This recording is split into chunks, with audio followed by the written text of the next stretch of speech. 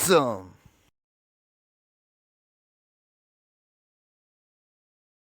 Hey guys, thanks for coming by and welcome back to Airborne RC. I'm Noons here. Kind of broke my little rule.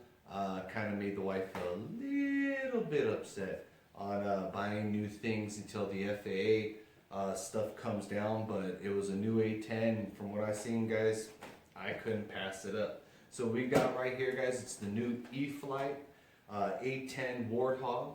It's a 6S power, 3300 milliamp to 4000. I'm going to go ahead and power it with RC Jetworks 4000 50C packs, LiPo packs.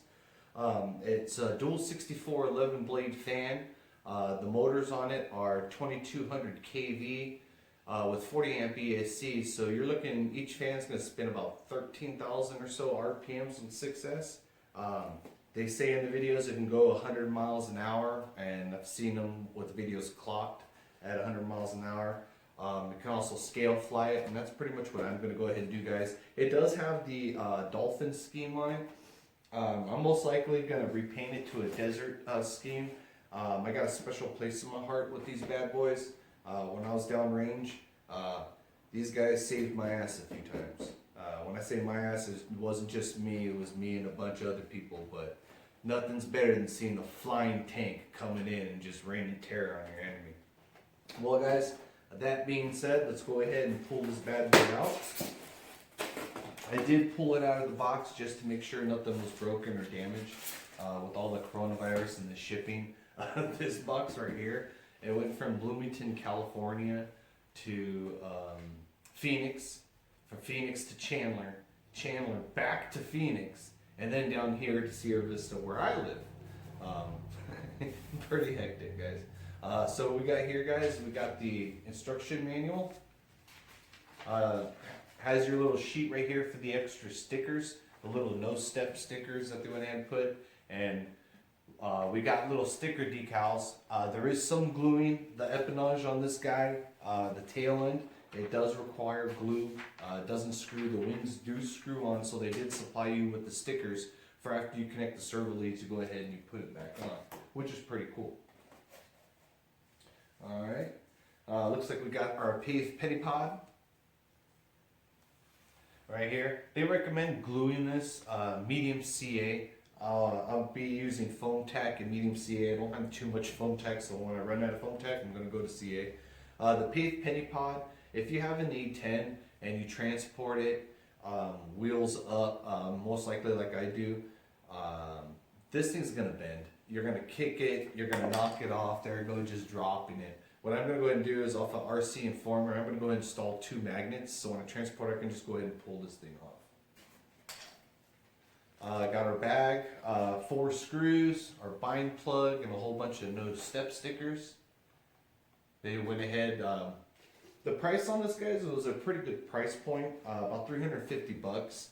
I got good things about that, to say about that. For one, the past few planes that have been coming out of the UMX Turbo Timber, they've been on the high side, you know, like $460 P-51, $450 E-flite, F-18, the SU-30, you know, that's 500 bucks. I don't get me wrong, guys, I got them all except for the P-51. I'll drop the money. But with the price point, a lot of people won't drop that on foam, even though the electronics are kind of similar to other planes. You're still paying for a foam plane. I know the molds cost a lot and stuff, but still. This guy, they did give you a lot of features and stuff, but little things where they could save the money, like the no step stickers. You know, a lot of people don't care for them. A lot of people want them to be more scale. Hey, it leaves it up to you. We're all modelers, so it gives us in the hobby. All right, we have our 2 rudders. Servos pre-installed. We got our leads right there. These right here get glued into the elevator.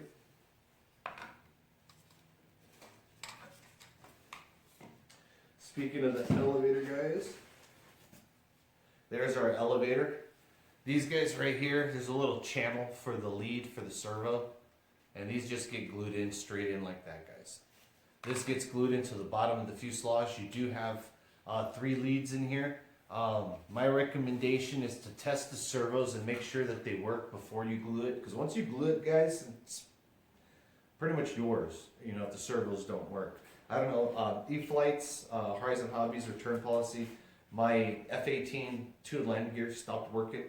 I went ahead and sent it in, they sent me a new plane. So I know they have a really good customer service on it, but with stuff like that, if you already glued it, it's so much easier to say, hey, I got one that doesn't work, and they'd go ahead and send it to you, and you don't have to carve up your plane and go ahead and take it out. Alright, we got our ordnance, got a right side and a left side. Go ahead and we'll just put that out here. Looks like we got two 500-pound bombs.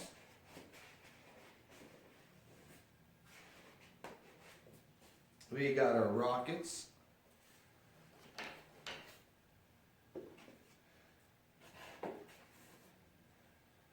Got some more missiles right there. Boy, this thing just comes armed up.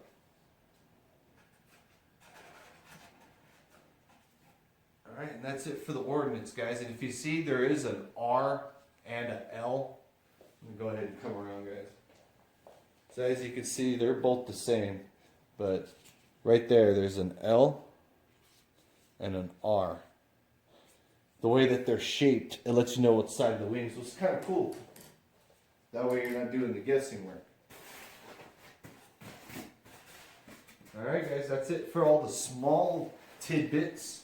Let's go ahead and move up. So the wing is a one solid piece wing.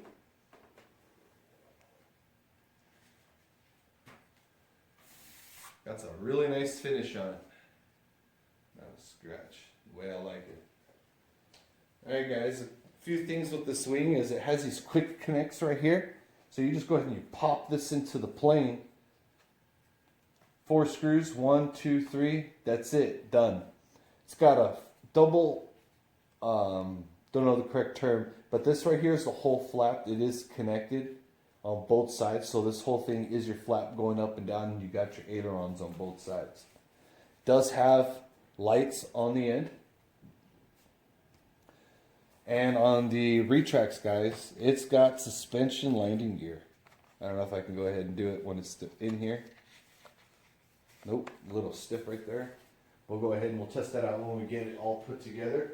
But like I was saying, guys, for the price point, Horizon Hobby, they could have easily made this, you know, $400 jet, a $500 EDF, just by adding bells and whistles. But I kind of, even if they put in smart technology, it wouldn't be at the price point it is now. You could probably tack on $100. But I do like how they kept it basic, within a price point that a lot of people would, you know, can afford and spend. And that's basically what it is. It's what we can get away with on spending on our hobby. Alright. We got our canopy. Got our little pilot in there. One good thing, guys, it's if you're familiar with like all the newer jets, it does have the push button latch in the back. Alright guys, let's go ahead and pull up this fuse. I know that's what you want to see. Huh? That's pretty. Alright guys. Get you guys a little close up of it. Right. Got your cannon up in the front. Battery. EC5 connectors. And one other thing, guys, is with the power demands on this, with all the lights and everything, you do get a separate BEC. So my recommendations for this is check the soldering leads on the bottom, make sure that they're good to go, because it does move around quite a bit.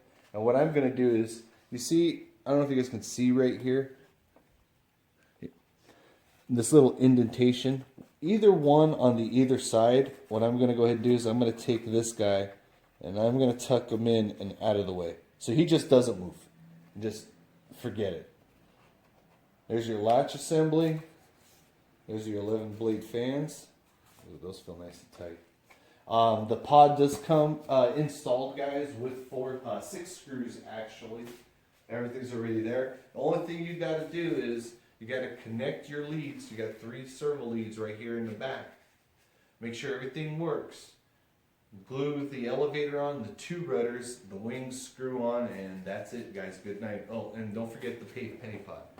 But where is that little bad boy? Like I was saying, guys, you have this glued on. You see how it sticks out the bottom? That's just gonna break.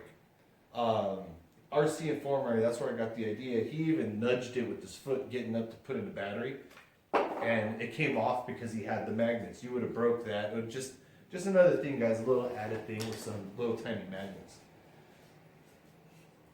Looks really good. All right, guys, I'm gonna go ahead and I'm gonna put this together with the glue and stuff, and I'm gonna come back with my build review in a little bit. Stay tuned.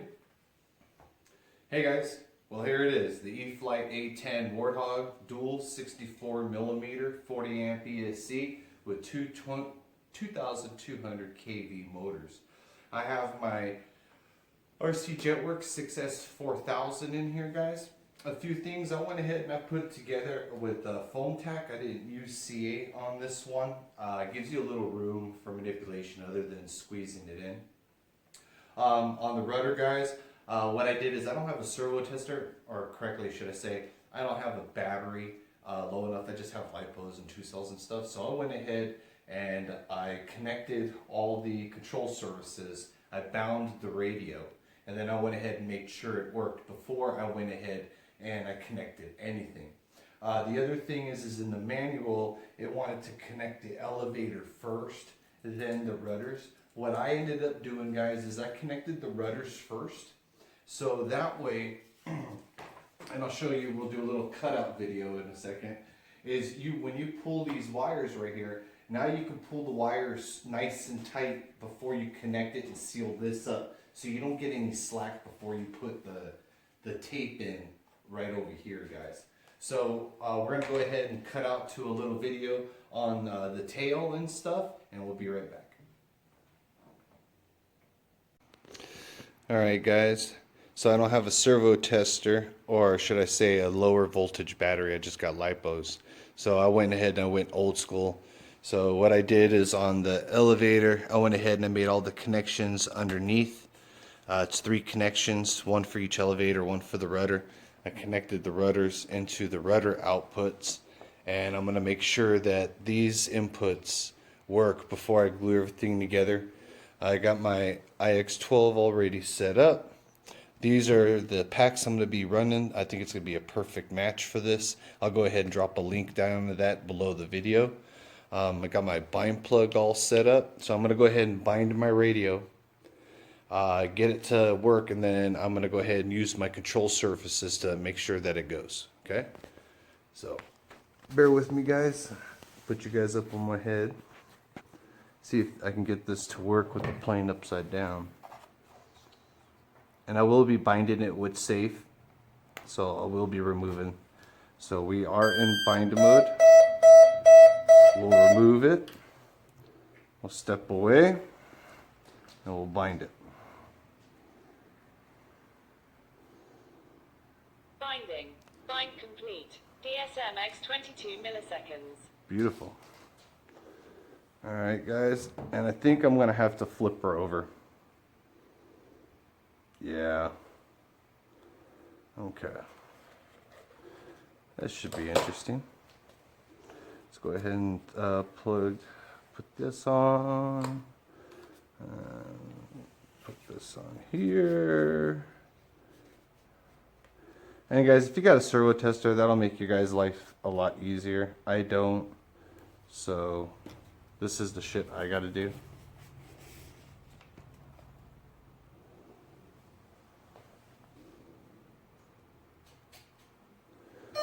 Alright, there we go, guys. So let's test our elevator. Elevator's moving up. Elevator's moving down. And we got our rudders. Alright, that's all I care about right now, guys. As you can see, they do work.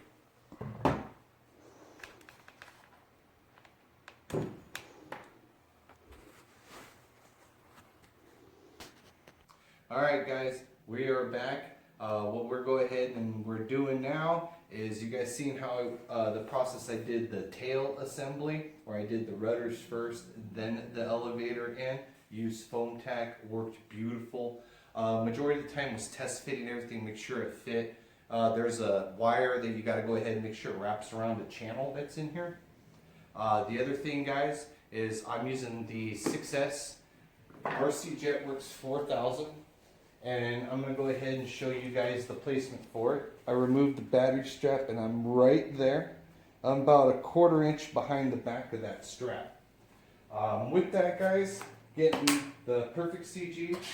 Remember, upside down, gear up. Right around right here where the sticker's at is the 55mm point, and as you can see, guys, dead level.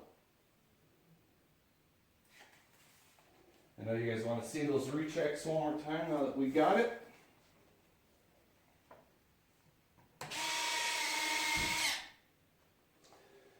It's got full suspension in the back and the front. Control surfaces we have right here is we have full for the elevator. Not too much authority on it, but it's going to be more than enough. Rudder, ooh, sounds pretty mean, guys, let me tell you. And the flaps. That's half flaps, and that's full flaps. The other thing, guys, is when you're all said and done, don't forget to go ahead and put the stickers to go ahead and hide your channels right here for your servo wires and the ones for the rudder. One other thing I did do, guys, is on the penny pod right here. The manual tells you to go ahead and glue it, but what I went ahead and I did on this is, let me show you. I went ahead and I took the hint and advice from RC Informer, and I installed 2 magnets C8 with a piece of tape. Same on this side, make sure you get the polarity. Now when I have the gear up and I'm transporting, this hangs down. These are known to break and crack. Now when I get to the airfield, boom. If I hit this with my knee or something, see, fairly strong, but if I tap it, it won't break, guys. Very, very rigid. Usually what I do as well is I throw a carbon rod right through here. I'm going to go ahead and shove in a toothpick. I don't have any carbon rods, and that's going to give it some more rigidity on the up and down. So it won't break right here, just in case, guys. Just a little helpful tip on this bad boy. As far as the build went, straightforward, an hour. I did do the only thing's different is I put the needle magnets right here, and I did the rudders first other than the elevator. Other than that, guys, that's pretty much it. I'm going to maiden her tomorrow, and you guys will see her fly. Noon's out.